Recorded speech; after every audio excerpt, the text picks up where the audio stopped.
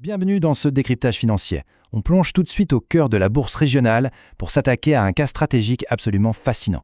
9,79%.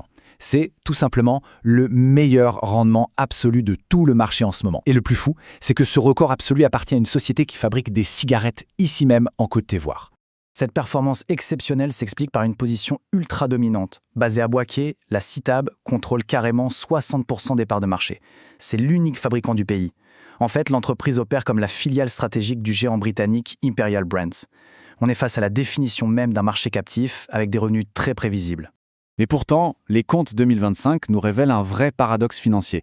D'un côté, le chiffre d'affaires explose de 25% pour atteindre 268 milliards de francs CFA.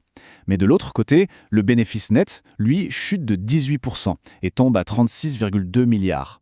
Le grand coupable ? Les taxes. Les taxes gouvernementales sur la production ont complètement écrasé les marges de l'entreprise. Du coup, une question hyper logique se pose.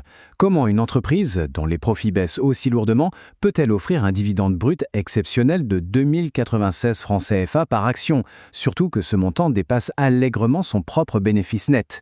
C'est assez insensé sur le papier. La réponse est purement stratégique. Le conseil d'administration a pris la décision inédite de puiser directement dans ses propres réserves financières pour payer ce dividende. La raison est limpide. La maison mère, Imperial Brands, utilise en réalité la CITAB comme une véritable machine à cash. L'objectif, c'est de remonter un maximum de liquidités vers l'Europe et de réduire la dette globale du groupe. Quel est donc le verdict final de cette analyse? C'est très nuancé.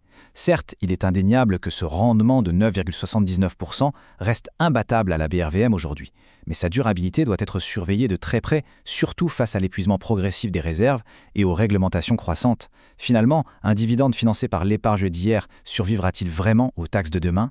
C'est la grande question à garder en tête pour la suite.